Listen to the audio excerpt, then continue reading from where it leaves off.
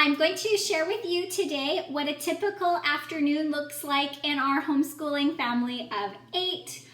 I showed you last week what a typical morning routine looked like, and today it's a week later on a Tuesday afternoon. I'm starting this vlog at 12:09, so I'm going to show you what a typical afternoon looks like for us.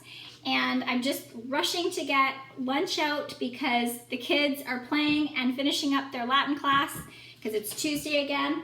He needs to go to bed.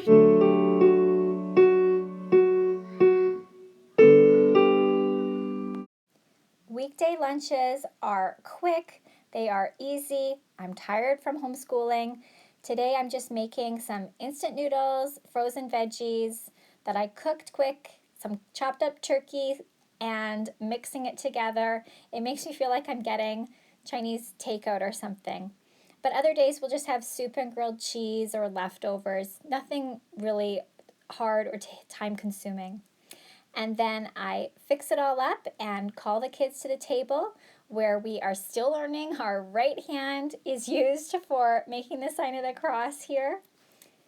And the kids are good eaters for the most part. They don't have any allergies, luckily. And then I like to use the time while we're all at the table to do a little teaching. Today I was talking about the digestive system, which was a little gross during lunch, but they got the information in. And then it was up to the bedrooms to put on the sheets for the afternoon sleeps. And Joseph is so fun, but he needs to go to bed by 12:30. Goodbye, Joseph. Sweet boy. So the lights turn off and the roller shades work really well and the blackout blinds.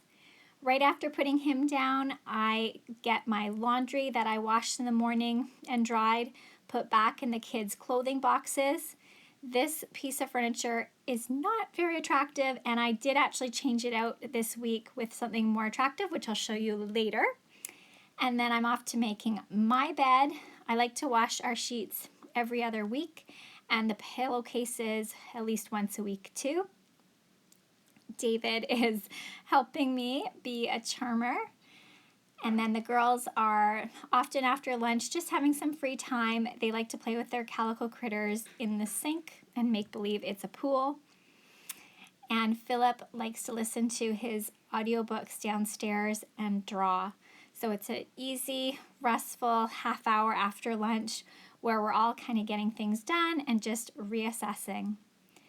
And then when I'm gathered and I've done my chores a bit, I'll stop and read to David because he is now 3.5.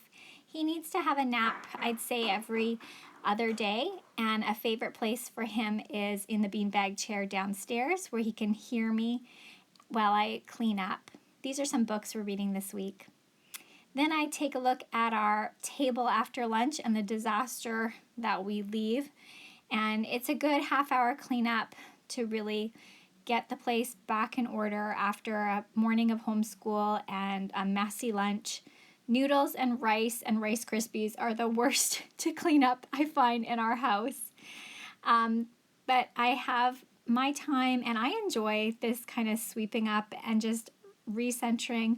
This is a small space in our home, but I have to keep on top of it because it's a very active space. And as I mentioned in my last video, a pet peeve is crunching around on the floors. So getting everything swept up is kind of my way of just resetting myself. And I find it's good exercise, and housework is where I get most of my exercise, I'd say, and caring for the kids. There David is knocking his foot a little bit in the corner trying to get himself to sleep, which he does in a minute. And this is the homeschool cleanup after it's all done, and David is so close there. Yeah, so it takes, as I say, half an hour to wash up everything, and then I lit up my steamer and I make myself a cup of tea while I'm cleaning up so that when I'm all done, I have that little treat to look forward to. It is now 2 o'clock and I have been tidying up the kitchen from lunchtime. So everything is fresh and clean, and I have tea waiting for me now. And I'm just setting up the table with the last things that we're going to do today. I need to do some reading with you, Gemma. Pia, we have to update our bean experiment log. I want to read to you the story of the 3 men in the fiery furnace. And then we're also going to take a look here at the digestive system. I've just taped the little learner template there, and then we're going to label our digestive man. She draw this. I often use the windows with white. And she also draw on a jet door with I use the whiteboard markers. Balance. Yes. And then rows. We're going to do chalk outside later, and we're going to do puzzle. And I just got a sleeping child here. He can breathe. He's just all snuggled up in there. And Philip. I was just wondering, I finished up all my schoolwork, so I'm wondering if I can watch my list right now. You can bring me to the table your schoolwork to check over. It's Cave Canem, Beware the Dog. Cave Canem, Beware the Dog. Where would somebody have that kind of sign? In Italy, they use Cave Canem instead of Beware the Dog on the fences where dogs are. That's right. Cave Canem. That would make sense because there are a ton. And here in North America, we have Beware the Dog signs as well. And I've seen a Cave Canem sign before. Okay, and then you were doing the imperfect and future Bombas, tense. bombers, bodies, bulbous bit, bimus, bitis, bunt. Can you please articulate those a little bit slower? Bam, bass, bat. So it goes like, well, it's bombas, bat, bombas, batis, bunt, bulbous bit, bimus, bitis, bunt. Ere, to prevent, respondere, to respond, answer, terrare, to refine, to frame. Complete page 180. Did you do that already? Yes. Sister Dorcas makes boy shirts to send to Honduras. She uses 5 buttons for each shirt. If Sister Dorcas has 100 buttons, she has enough for how many shirts? We have another 3. 6 divided by 3, 18 divided by 3. Okay. And then we can both do that. So for this one, it'll be 2. Yes. And then for this one, it will be 6. Okay. So Can you reduce that any farther? for this one, we have to make it whole or mixed numbers. These are my favorites. Okay. This one will be 1, 1 Good. over 3. Excellent. For this one, that will be 5. Excellent. Joseph. One day, the little house was surprised to see the horses. Okay. Horseless. A horseless carriage. What do you think a horseless carriage means? A horse pulling a carriage? That would be a carriage with a horse. But if it has a horseless carriage, it means a carriage without a horse. What moves and moves people that doesn't have a horse? What is it? Car?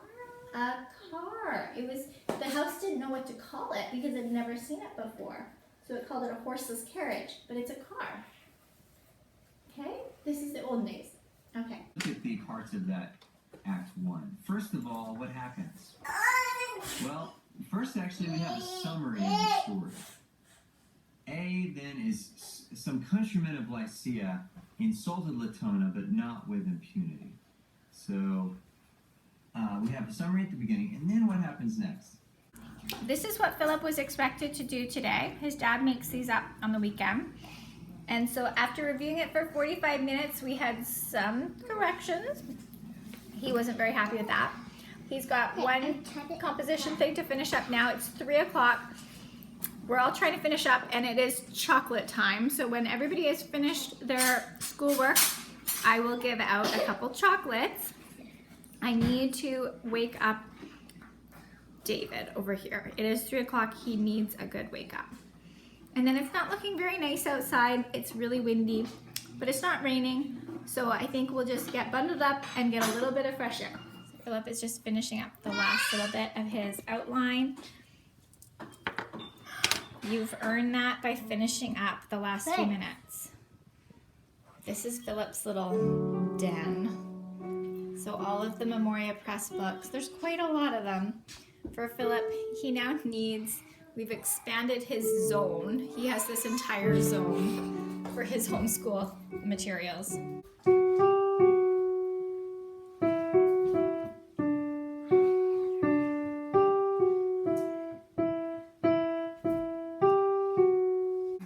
It is the afternoon. It's just after 3.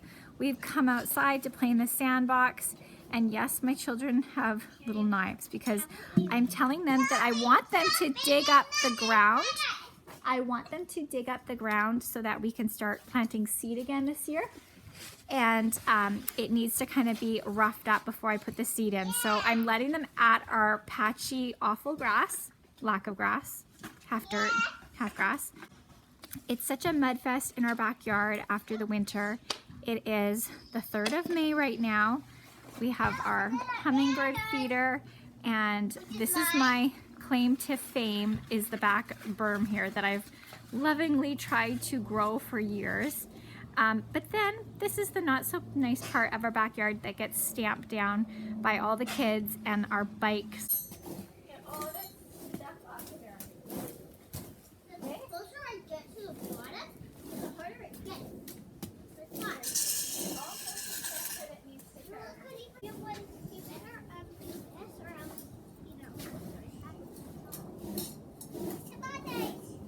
Come on, get in there. Dig it up.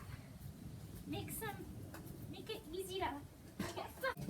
I have no idea really what I'm doing, but the ground is so compacted, it's like concrete. So I'm trying to dig it and loosen it up so that it will accept the seed and the roots can go a little deeper.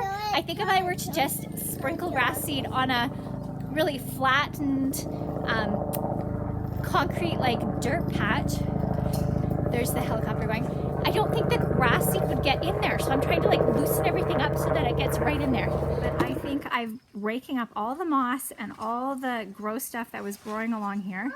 And then you can see what isn't done looks like that. And I don't think that would be as accepted. Joseph, they all love this little Paw Patrol sprayer. Okay, we've been working at this for about half an hour, and I'd say we've now destroyed about 2/3 of the lawn. But I've really loosened up all the dirt, so I think the seed will take better. And all the moss that was kind of growing in the shady little spot is all removed. I mean, it looks terrible as is, so I don't think we're doing it much harm, destroying it more. But my little farmers are getting tired, so I should take them out of the backyard. And this is my little project for May. We'll buy grass seed in another day or 2 and finish dethatching and getting everything, all the moss and everything off. And it's starting to rain a little bit, so remember my lawn at the beginning of May and then see me work on it, and we'll see if we have grass by the end of the month. So I think this is a good time to close off for our afternoon. I will spend the next half hour outside with the kids and just get some fresh air, going around on our bikes and trikes, and it's raining a little bit here. Thank you for joining me on our afternoon homeschool / life vlog. I will come back next week with probably a video about our evening routine. So thank you very much for watching the Coosters this week, and I will see you next week.